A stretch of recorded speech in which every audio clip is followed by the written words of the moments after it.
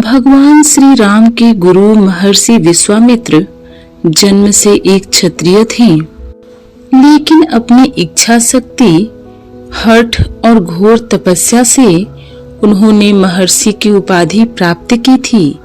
उनका पूर्व नाम राजा कौशिक था, जो कि एक बलशाली व अपनी प्रजा के प्रिय राजा थे और उस समय के ख्याति प्राप्त राजाओं में उनका नाम शामिल था। उन्होंने हजारों वर्षों तक सफलतापूर्वक राज किया।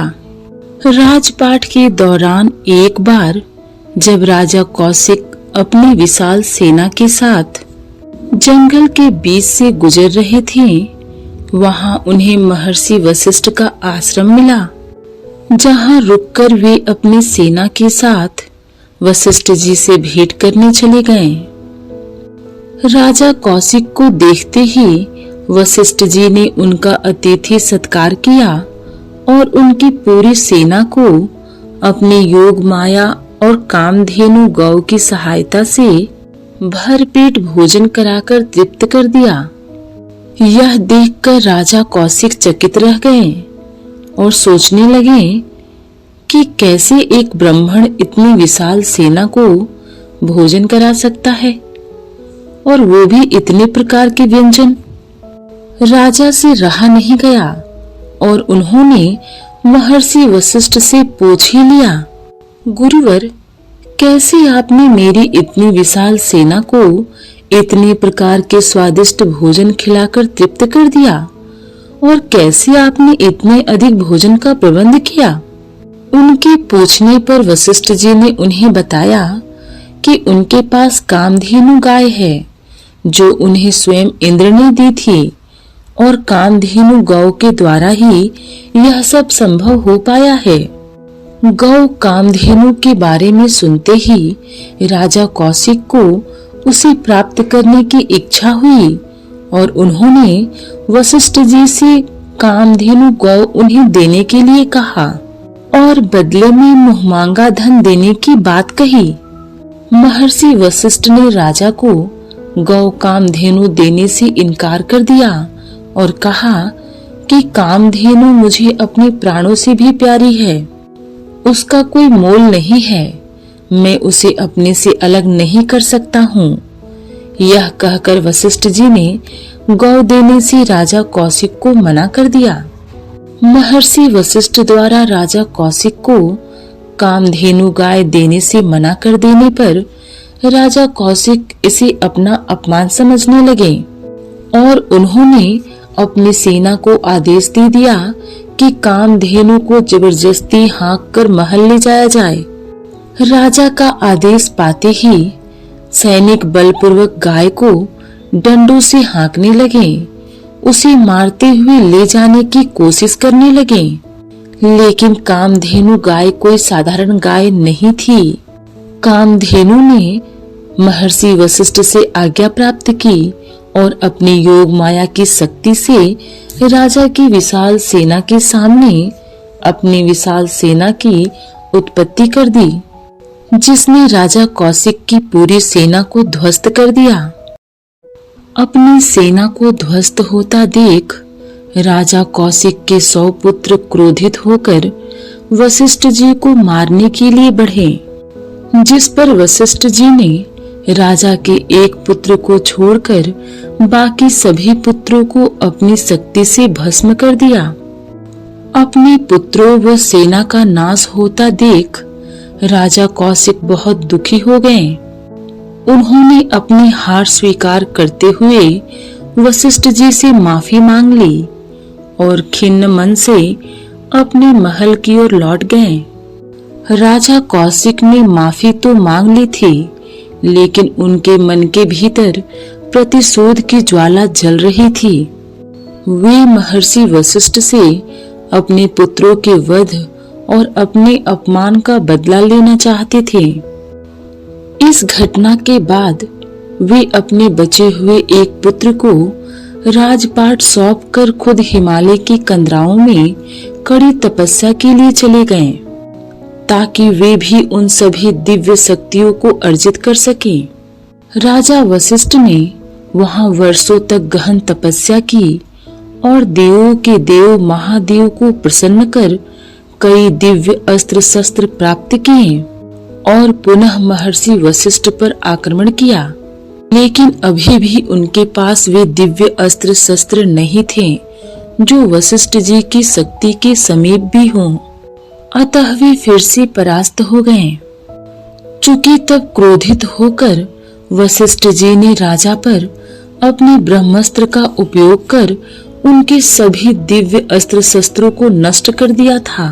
ब्रह्मास्त्र का उपयोग करने पर चारों ओर तीव्र ज्वाला उठने लगी, जिससे भयभीत होकर सभी देवता गणों ने वशिष्ठ जी से ब्रह्मास्त्र को वापस लेने का अनुरोध किया और ब्रह्मास्त्र के तीव्र ज्वाला से पृथ्वी को नष्ट होने से बचाने के लिए कहा। सभी के अनुरोध पर वशिष्ठ जी ने अपने द्वारा छोड़े गए ब्रह्मास्त्र को वापस ले लिया।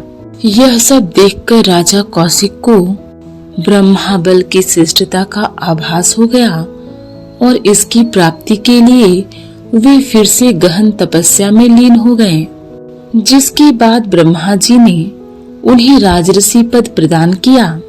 परंतु राजा कौशिक इतने भर से भी संतुष्ट नहीं थे और उन्होंने तय किया कि वे और गहन तपस्या करेंगे। इसी तपस्या के बाद उन्हें विश्वामित्र की उपाधि मिली थी। जब विश्वामित्र एक घने वन के भीतर अपनी कठोर तपस्या में विलीन थे, उन्हें तपस्या करते काफी लंबा समय हो चुका था। वे एक स्थान पर पत्थर की तरह स्थिर थे। उनके शरीर में किसी प्रकार की हलचल नहीं थी। उनके आसपास जंगली जानवर घूम रहे थे। उन्हें बाहरी दुनिया से कोई लेना देना नहीं था और किसी के भीतर इतना साहस नहीं था कि वो विश्वामित्र की तपस्या में किसी प्रकार का विघ्न डाल सके। महर्षि विश्वामित्र की तपस्या का तेज बढ़ता ही जा रहा था और इसका प्रभाव अब देवलोक में भी पड़ने लगा था, जिसके कारण देवराज इंद्र को भी अब विश्वामित्र की तपस्या की जानकारी प्राप्त हो चुकी थी और उन्हें यह भय सताने लगा था कि कहीं उनकी गद्दी खतरे में न पड़ जाए। देवराज इंद्र को अपने इंद्रासन से बहुत प्रेम था। वे किसी भी कीमत पर इंद्रासन खोना नहीं चाहते थे। अतः उन्होंने विश्वामित्र की तपस्या को भंग करने की योजना बनाई, जिसके लिए उन्होंने इंद्रलोक की सबसे सुंदर अप्सरा मेनका को धरती पर जाने और विश्वामित्र को मोहित करके उनकी तपस्या को भंग करने का आदेश दिया। विश्वामित्र कड़ी तपस्या से पत्थर हो चुके थे। उन्होंने काम को अपने वश में कर लिया था, अतः उन पर मेनका की सुंदरता का कोई असर नहीं पड़ रहा था। लेकिन अंत में कामदेव की सहायता से मेनका के सौंदर्य का प्रभाव विश्वामित्र पर पड़ने लगा और मेनका पर वो मोहित हो गए। इधर मेनका के हृदय में भी विश्वामित्र के प्रति प्रेम उमड़ने लगा और दोनों ने विवाह कर लिया और गृहस्थ जीवन व्यतीत करने लगे। अब मेनका भी महर्षि विश्वामित्र के संग आश्रम में रहने लगी और सामान्य मानव की तरह दोनों जीवन यापन करने लगे। मेनका ने विश्वामित्र की तपस्या तो भंग कर दी थी, लेकिन उसे लगता था कि कहीं वो विश्वामित्र को छोड़कर चली गई तो वो फिर से तपस्या न करने बैठ जाए। मेनका जिस मकसद से वहां आई थी, उसने अभी भी विश्वामित्र को यह सब नहीं बताया था, क्योंकि उसे उनके क्रोध का अंदाजा था। कुछ समय बीतने के बाद मेनका ने एक कन्या को जन्म दिया, जिसका नाम शकुंतला रखा गया। तीनों खुशी खुशी आश्रम में रहते थे। अब विश्वामित्र भी पूरी तरह से गृहस्थ जीवन में रम गए थे। लेकिन एक दिन अचानक वहां इंद्र प्रकट हो गए और उन्होंने मेनका को याद दिलाया कि तुम इंद्रलोक की एक अप्सरा हो और तुम यहाँ एक मकसद के लिए आई थी। अब तुम्हें इंद्रलोक वापस चलना होगा। यह सब सुनकर मेनका भावुक हो गई और विलाप करने लगी। वो अपने पति और पुत्री को छोड़कर इंद्रलोक वापस नहीं जाना चाहती थी। इस पर देवराज इंद्र ने मेनका से कहा कि यदि तुम वापस नहीं आई तो तुम्हें मैं शिला बना दूंगा, तुम पत्थर की बन जाओगी। इसके डर से मेनका अपनी पुत्री और पति को छोड़कर वापस इंद्रलोक चली गई। महर्षि विश्वामित्र वैदिक काल के विख्यात व श्रेष्ठ ऋषियों में से एक थे। वे परम प्रतापी, तपस्वी व एक साधक पुरुष थे, जिन्हें चारों वेदों का ज्ञान था, तथा वे ऐसे पहले ऋषि थे जिन्होंने गायत्री मंत्र को समझा था। पुराणों व धर्म ग्रंथों में किए गए उल्लेख के अनुसार मात्र ऐसे 24 ऋषि हुए जिन्होंने गायत्री मंत्र की शक्ति को समझा था और सिद्धि प्राप्त की थी, जिनमें सबसे पहला नाम महर्षि विश्वामित्र का आता है। विश्वामित्र जन्म से एक क्षत्रिय थे, जो कि एक बलशाली व अपनी प्रजा के प्रिय राजा थे, और उस समय के ख्याति प्राप्त राजाओं में उनका नाम शामिल था। वे सप्तऋषियों में से एक थे। उन्होंने हजारों वर्षों तक सफलतापूर्वक राज किया, जिसके बाद वे अपना राजपाट छोड़कर क्षत्रित्व से ब्रह्मत्व की ओर चले गए और महर्षि बन गए।